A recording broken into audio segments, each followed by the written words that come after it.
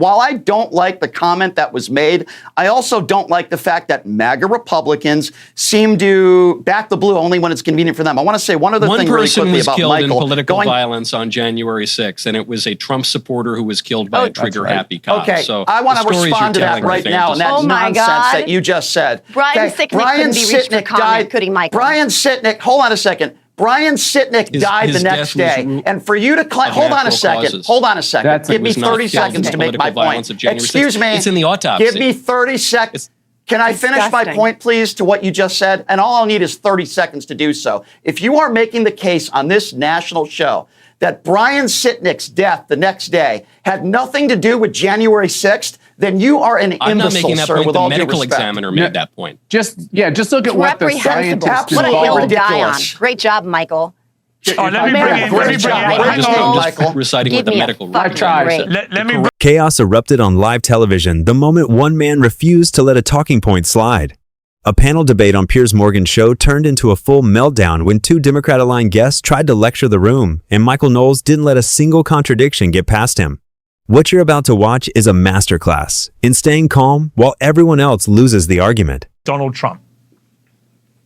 Without question, there's that old observation from Dr. Johnson that hanging concentrates the mind. When a man looks death, be it political death or physical death, in the face, it can focus him very much. And I think on both counts, Trump has done that. So he's moved very quickly. He promised that we would get tired of winning. I am a little bit tired. I'm not tired of the winning, but I am tired. It's an amazing flurry of things that he's accomplished in the first 6 weeks. And as you say, Piers, the speech was extraordinarily well received. CBS News, which is no fan of President Trump, had a poll out right after the speech, showed 76% of viewers approved of it.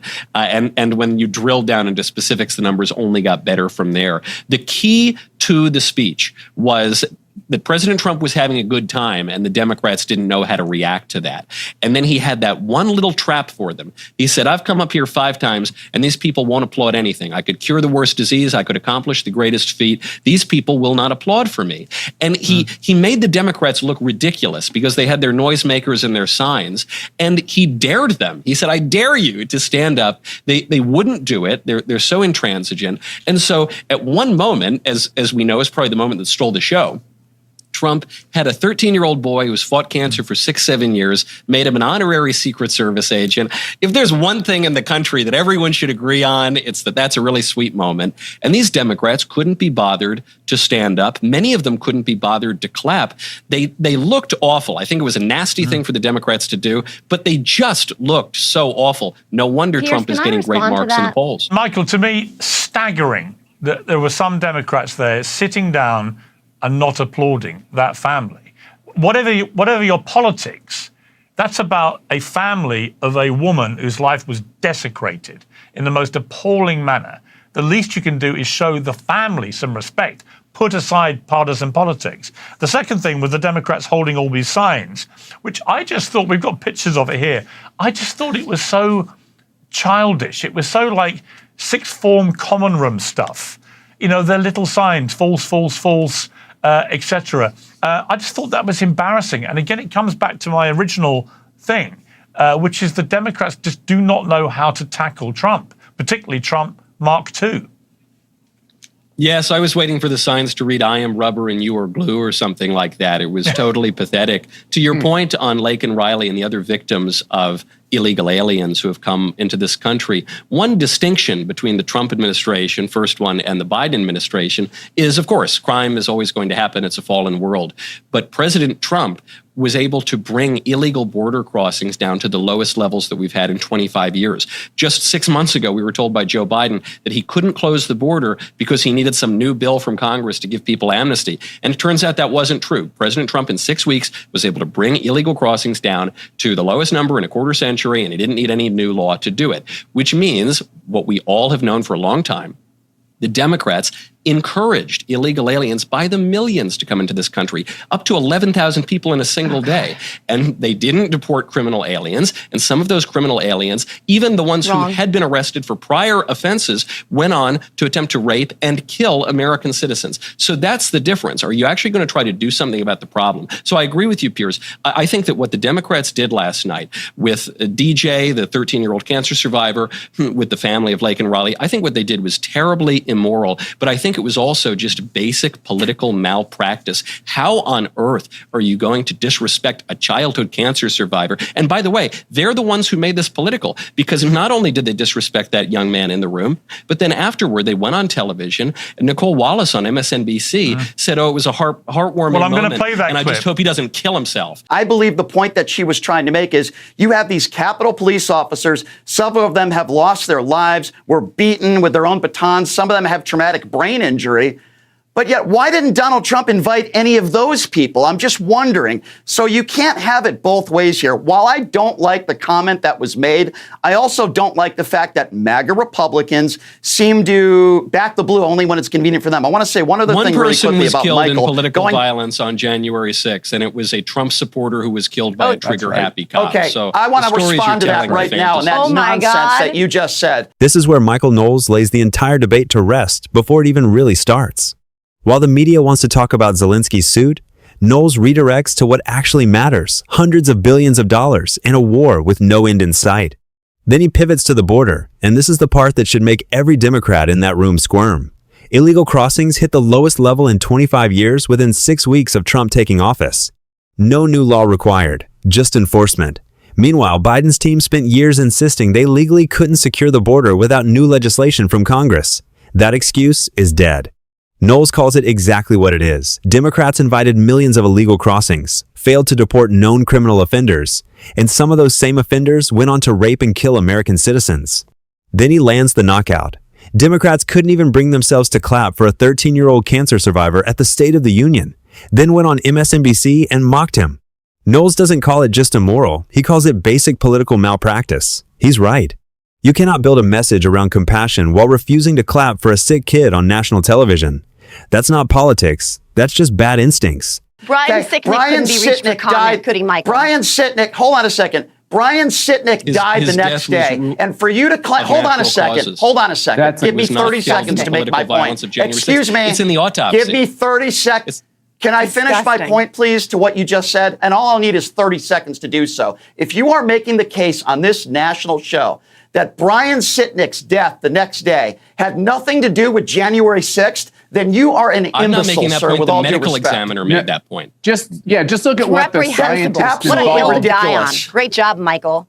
Let me bring in I'm reciting what the medical I tried. Let me bring in Matt your here. false accusation. All right, Okay, so let me bring in. I'm glad. Shameful. Let me just say, Shame on you.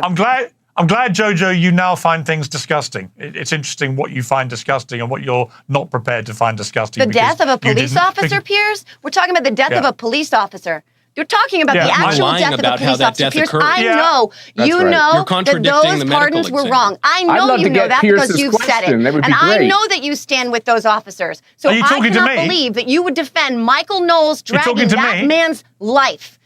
If you're asking me, reading the news report, if you're asking me for my opinion, if you want my opinion about January 6th, I thought what happened was a complete disgrace. It shamed America. It should never have happened. I also felt that a lot of the people were given far too lengthy prison sentences. And I also felt that by comparison to what happened to the people who caused a lot of damage to property and who attacked police officers during the Black Lives Matter riots, there was a very good, strong argument that there was a double standard and hypocrisy about the way that the left and the right treated these things when it came to their own side. So that's my view. Now, forgive me, Brian, but the utter, brazen, laughable double standard of wearing pink to support... I'm going to give you a double standard. Hang on.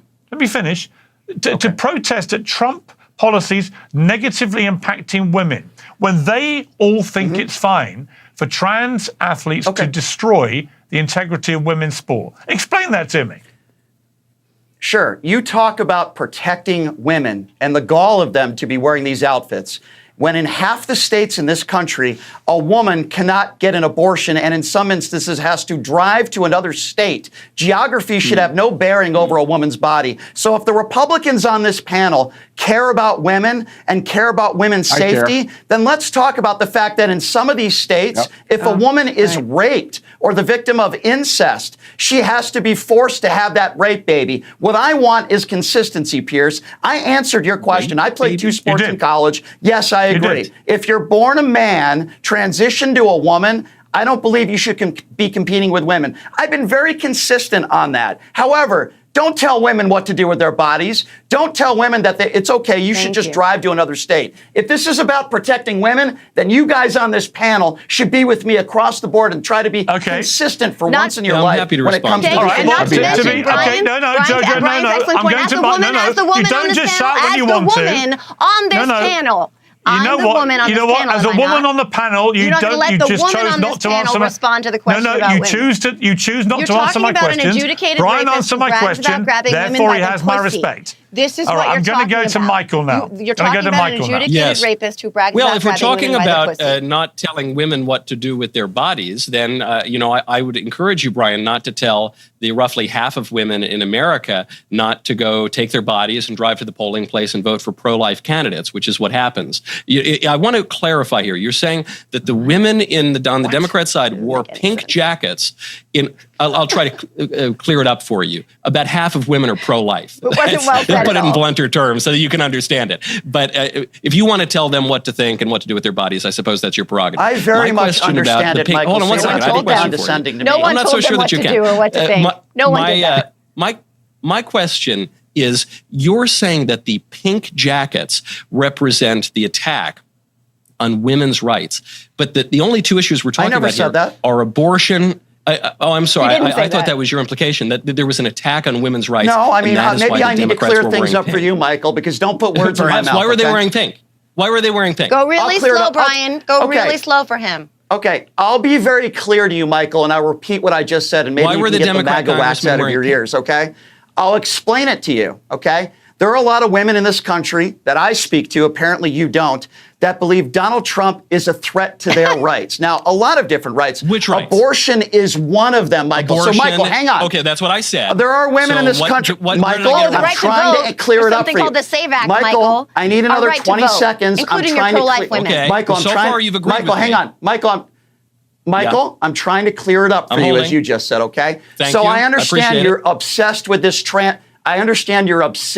transgender issue, but even though it probably doesn't affect you in any way, shape, or form. Okay, I'm glad you've clarified. He's trying to answer you. No, you were not. You were not totally right. You're totally wrong. Right. So I just you're not letting me even answer your question. You keep interrupting me. No one can hear. If you talk over each other, nobody hears any of you. So let me finish, Michael. Brian, finish your point. Then Michael, you respond. The point I was trying to make is that if the idea with transgenders and women's sports is about women's safety, which I do tend to agree with, then you should also agree with the fact that women in this country, some of whom are raped or victims of incest, are forced to have that baby. If you care about women's rights and women's safety, then let's do it across the board, Michael. Did I clear that up for you, Michael? All right, Michael. You cleared up that what I said was right. Now, here's where JoJo tries to set a trap for Knowles and walks straight into it herself. She frames the entire pink jacket protest as being about protecting women's rights, then pivots hard into abortion, demanding consistency from Republicans on women's safety. Knowles doesn't flinch. He points out that roughly half of women in America are pro-life and asks JoJo directly if this is about not telling women what to do with their bodies. Why is she telling millions of pro-life women what to think and how to vote? She has no answer. Instead of engaging, she resorts to wax out of your ears and talking over him, the textbook move when the substance runs out. And then Knowles finishes the exchange with the line that should be replayed everywhere. If the pink represents Democrat advocacy for abortion and pediatric transgender medical treatment, then by her own logic, women's rights apparently means the right to end a pregnancy and to medically alter the children who survive.